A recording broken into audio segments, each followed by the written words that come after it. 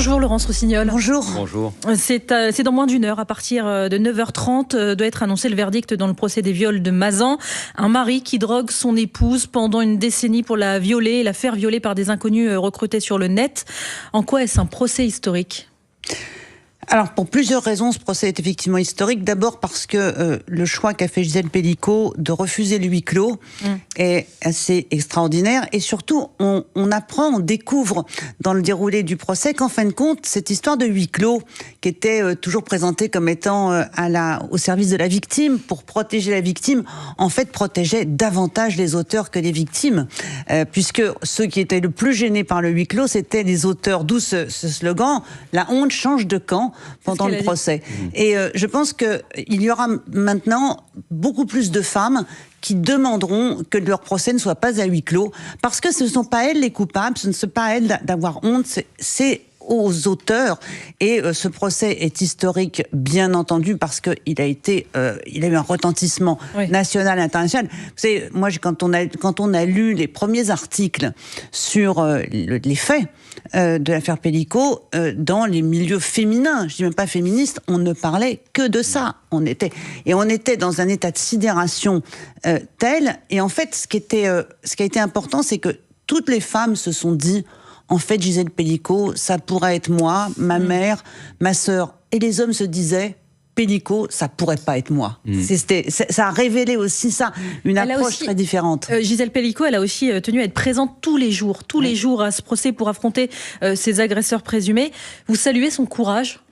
Ah, mais je salue son courage, et je salue d'autant plus que cette femme n'avait pas décidé au départ d'être un symbole, une porte-parole de la voix des femmes. Elle avait décidé d'avoir une vie tranquille, je dirais entre guillemets, et c'est son histoire qui l'a amenée à prendre ce rôle historique, et je trouve que c'est vraiment remarquable.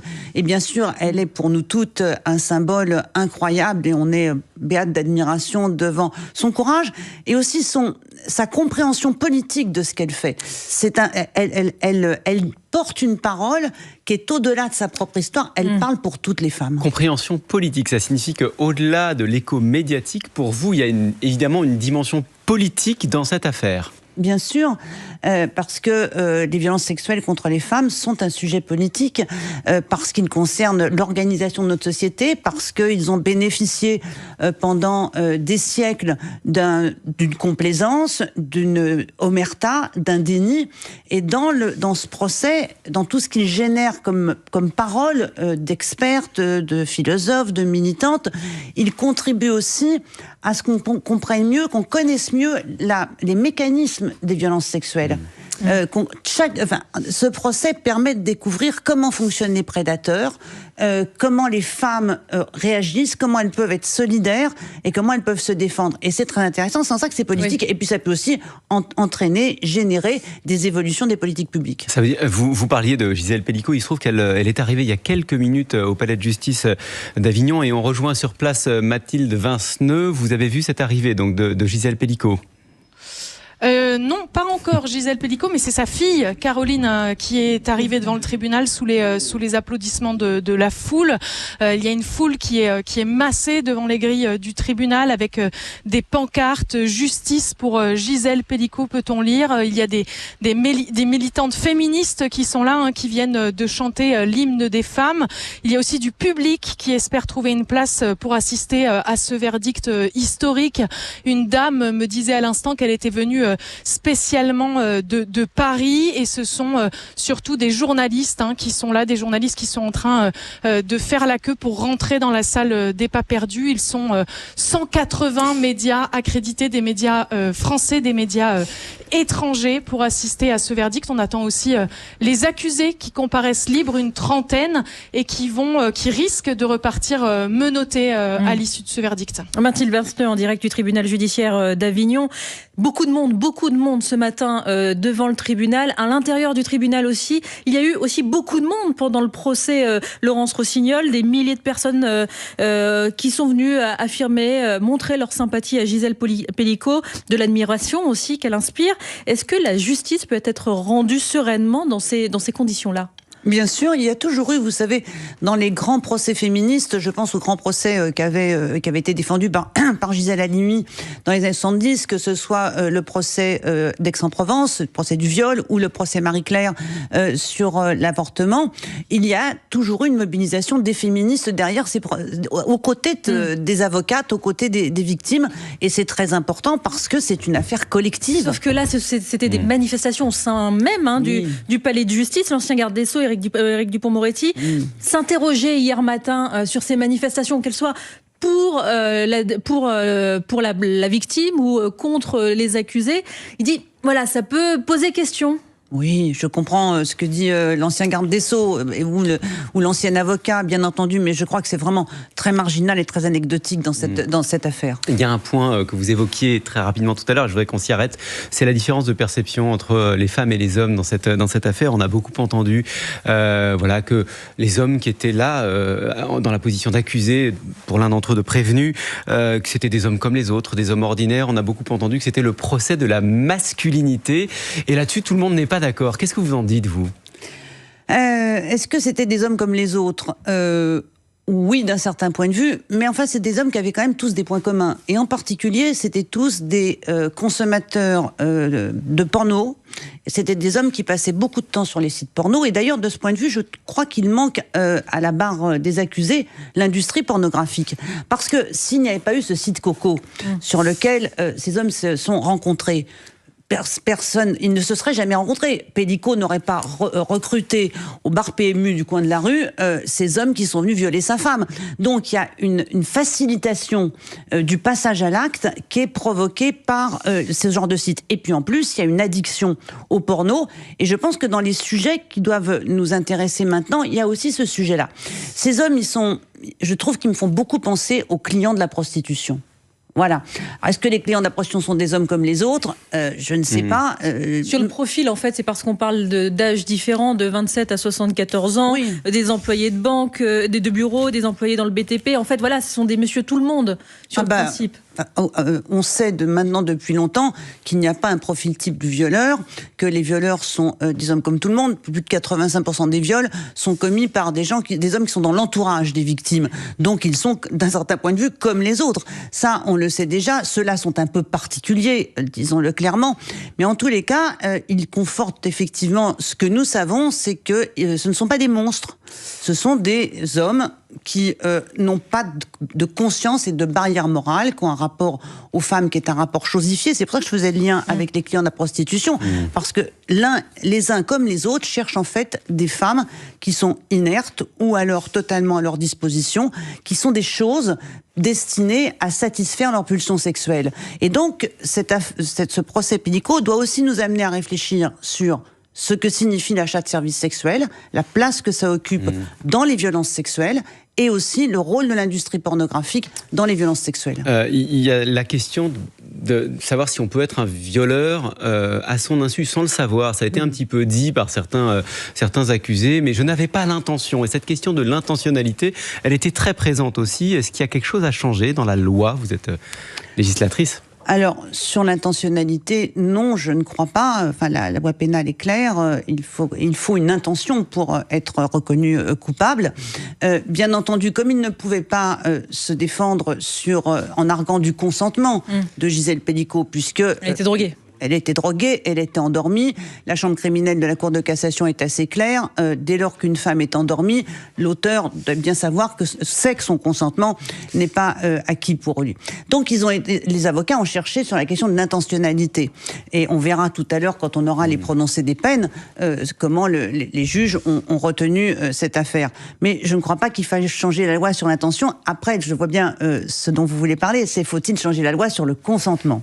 Faut-il introduire le consentement dans la loi. Oui. Je suis pour ma part perplexe sur ce sujet. Je crois que le code pénal tel qu'il est rédigé aujourd'hui, accompagné de la jurisprudence, c'est-à-dire le droit positif, permet de couvrir bon nombre de cas. Je pense que les hommes qui violent savent très bien que la victime n'est pas consentante. C'est d'ailleurs l'intérêt du viol d'un certain point de vue pour eux. C'est de passer outre le consentement d'une femme, puisqu'ils pensent que les femmes n'ont pas à être consentantes d'un certain point de vue. Mais d'où viennent vos réserves alors ? Mes réserves viennent du fait que il y en a deux. La première, c'est qu'il faut faire attention à ce qu'en introduisant le consentement dans la loi, on n'introduise pas un critère supplémentaire ou le consentement est un concept ambigu. C'est un mot qu'on utilise dans le langage courant et consentir veut dire accepter. Il ne veut pas dire désirer ou vouloir dans le langage courant. Donc je suis perplexe sur la nécessité d'introduire un mot ambigu pour clarifier le code pénal. Mais ma plus grosse inquiétude, c'est que je ne voudrais pas que si la loi était changée avec l'introduction du consentement, on considère ensuite qu'on en est quitte sur la politique pénale en matière de traitement des violences sexuelles. C'est ça mon vrai sujet. Est-ce que la redéfinition du viol peut suffire ? Mais non, ça ne suffit pas. Quand on sait qu'un viol sur 10 donne lieu à une plainte et qu'une plainte sur 10 seulement aboutit, comment on améliore la situation ? Mais premièrement, avec des moyens d'enquête et d'investigation. Ce qu'il y a d'extraordinaire dans le procès Pellico, c'est le travail qui a été fait en amont par les enquêteurs. C'est-à-dire que ces enquêteurs qui... Il y a eu des preuves, beaucoup de preuves, des milliers de photos, de vidéos. Mais parce qu'ils sont allés les chercher, les preuves. Ils auraient pu tout aussi bien traiter Pellico rapidement, peut-être le déférer rapidement, et ne pas aller dans son téléphone chercher. Et dans les affaires de viol qui ne donnent pas lieu à des poursuites pénales, parce que, classement sans suite, parce que faute de preuves, mais le plus souvent les preuves n'ont pas été recherchées. Et on voit des jeunes femmes qui viennent porter plainte, leurs mères ne sont pas entendues, leurs copines ne sont pas entendues. Il y a un défaut majeur de recherche de preuves. Donc ça, c'est un des premiers sujets. Et puis, il y a aussi une proposition d'une loi intégrale sur les violences faites aux femmes qui est faite par 60 associations féministes ou impliquées dans les violences. Ce projet de loi est important. Il nous faut une loi globale, c'est-à-dire une loi d'orientation qui prenne à la fois la question des moyens, la question d'évolution du code pénal, il y a d'autres évolutions que le consentement qui sont nécessaires, et aussi la question des pratiques judiciaires, des pratiques policières, du traitement des victimes, de la prévention des violences sexuelles. Et j'espère, je fais une petite parenthèse, cet après-midi, mes collègues socialistes, Olivier Faure, Boris Vallaud, Patrick Kanner, vont chez le Premier ministre pour discuter peut-être de ce que ce gouvernement pourrait faire. J'espère qu'ils mettront à leur agenda et à celui du gouvernement une loi intégrale contre les violences faites aux femmes, qu'on ait au moins gagné ça, que Gisèle Pellico ait au moins, à l'issue de ce procès où elle a été si courageuse, si exemplaire, gagner une vraie grande loi contre les violences faites aux femmes. Laurence Rossignol, vous êtes avec nous jusqu'à 9h sur France Info. On laisse passer le fil info, il est 8h45, Maureen Suignard. L'avion présidentiel s'est posé il y a environ une demi-heure à Mayotte. Emmanuel Macron sur place après le passage du cyclone Chido. 31 morts à l'hôpital selon le tout dernier bilan. Le gouvernement décrète le blocage des prix des produits de grande consommation. Le verdict après 4 mois de procès, celui des viols de Mazan, Dominique Pellico et 50 autres accusés sont jugés. La plupart pour viol aggravé sur Gisèle Pellico. Dominique Pellico est accusé d'avoir drogué son ancienne épouse. Pour permettre ces viols, des peines de 4 à 20 ans de prison ont été requises.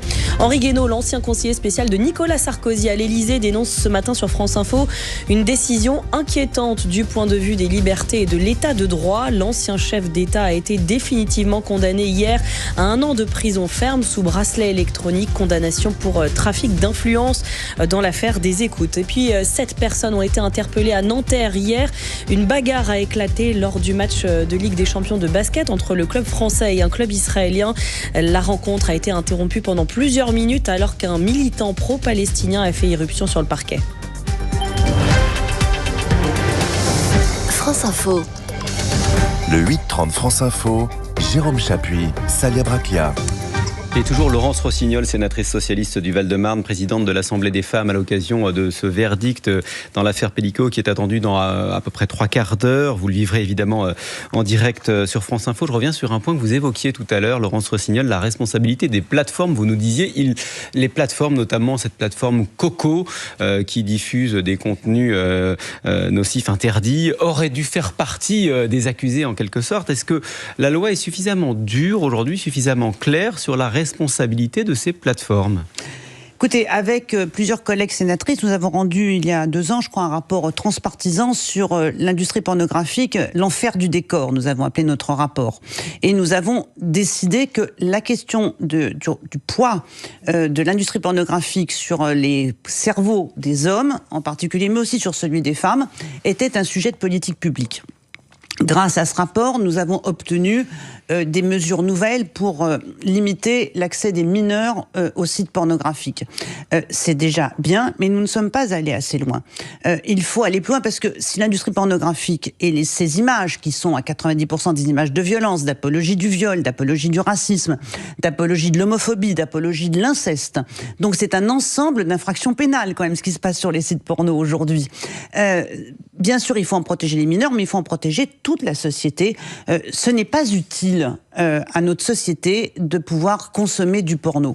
Donc, c'est compliqué parce que on a des sites qui sont français, très peu et de moins en moins, et les sites sont en général basés à l'étranger. Donc, nous avons besoin que l'Union européenne se saisisse.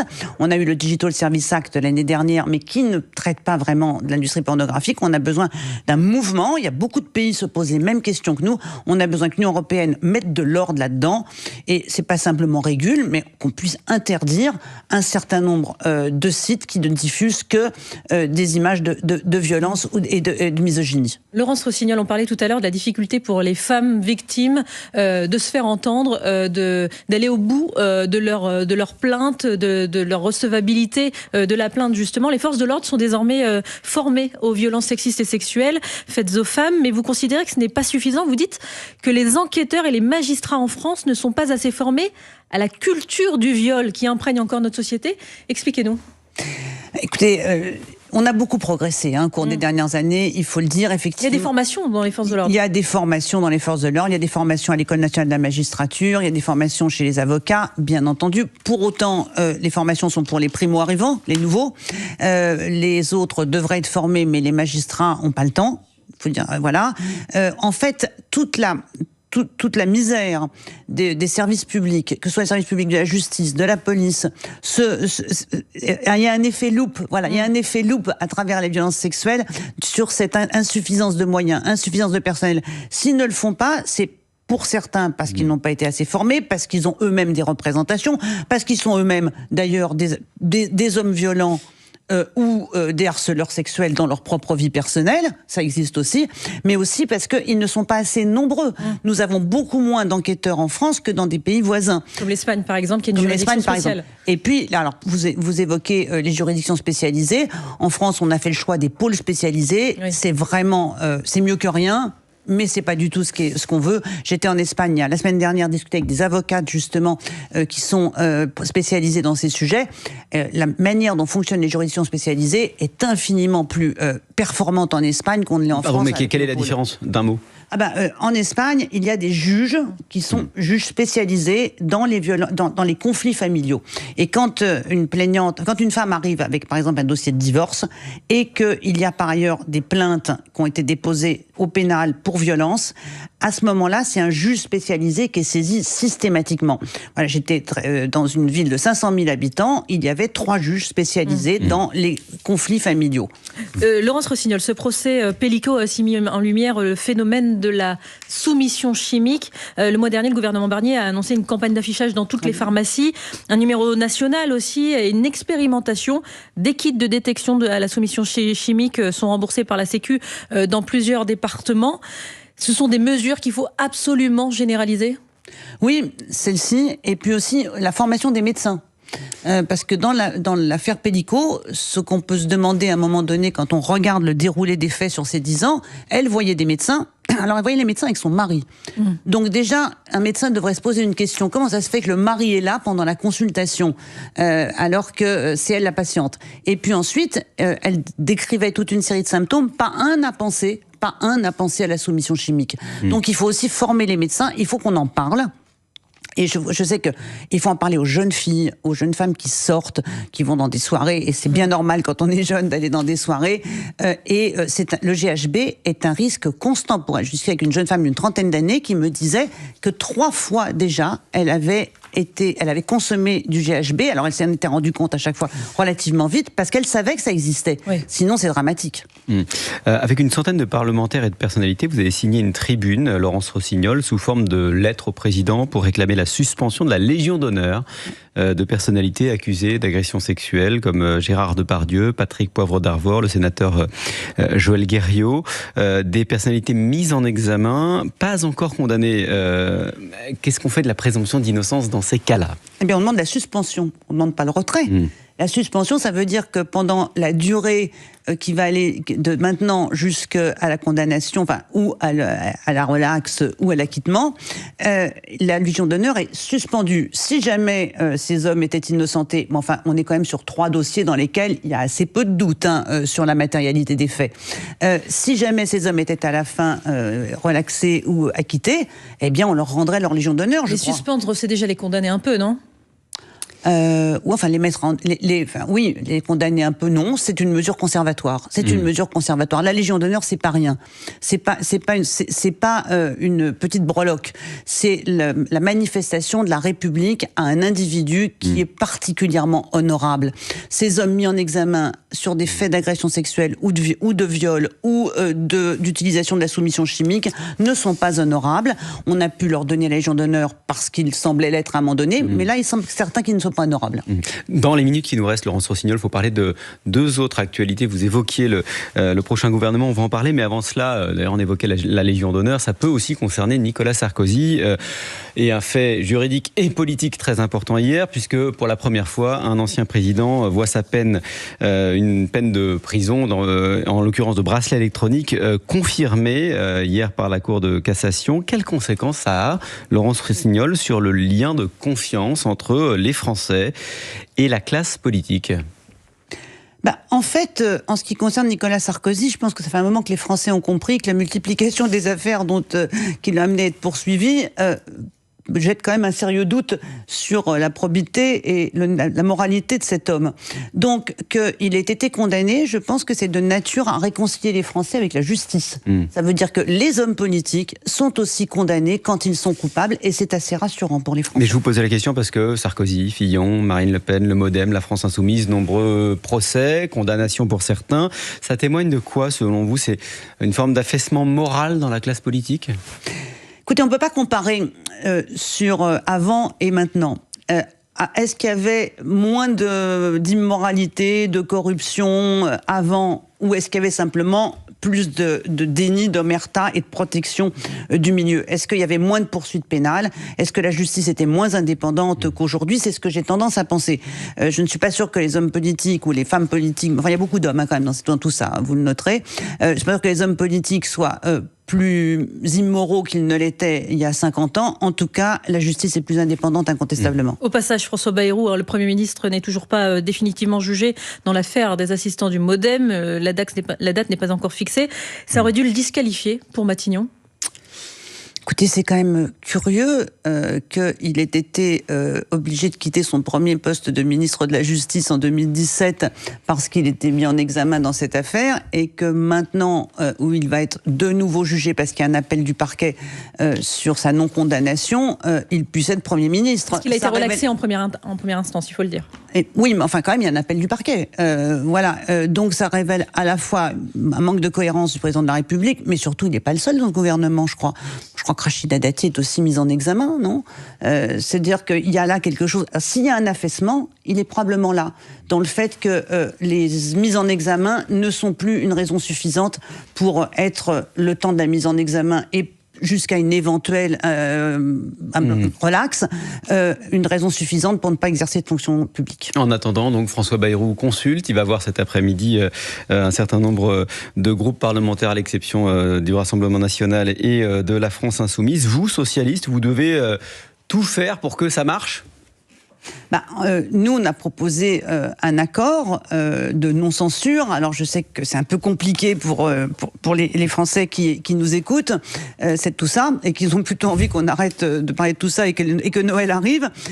Mais qui dit accord, dit quand même rencontre de deux volontés égales d'aboutir à quelque chose. Pour le moment, nous avons fait des propositions. Nous n'avons pas eu de réponse de la part du Premier ministre sur ce que nous avons rappelé, qu'il faut une augmentation du SMIC, qu'il faut suspendre l'application de la loi sur les retraites, 64 ans en particulier. Moi, je viens d'ajouter une grande loi sur les violences sexuelles. nous n'avons pas de réponse. Alors, est-ce qu'il y aura des réponses cet après-midi ? Je ne le sais pas. Je le souhaite. Nous faisons tout ce que nous pouvons, mais nous n'irons pas jusqu'à nous renier ou à renoncer à nos convictions et nos valeurs. C'est la question qui se pose, vu le contexte politique, vu cette instabilité politique là, qui règne dans le pays depuis plusieurs semaines maintenant. Vous l'avez dit, les Français sont fatigués, les Français sont même souvent aussi écœurés. Jusqu'où vous pouvez y aller ? Jusqu'où vous pouvez faire pour aider François Bayrou ? Parce que s'il tombe, il se passe quoi après ? Oui, mais enfin, s'il tombe, ce sera parce qu'il n'aura pas lui-même entendu ce qui ressort du vote des Français aux élections législatives, le rejet de la réforme des retraites, la nécessité d'augmenter les salaires, la nécessité de la justice fiscale. S'il tombe, ce sera de sa responsabilité et pas de la nôtre. En ce qui nous concerne, nous les socialistes, nous aurons tendu la main. Pour le moment, il ne l'a pas prise. Est-ce qu'il la prendra aujourd'hui ? Je le souhaite pour le pays et je le souhaite pour les Français. Laurence Rossignol, la sénatrice socialiste du Val-de-Marne, vous étiez l'invitée de France Info ce matin. Merci d'avoir été avec nous. Je vous laisse en compagnie de Salia Braclia, Renaud Dely pour les informer dans quelques minutes.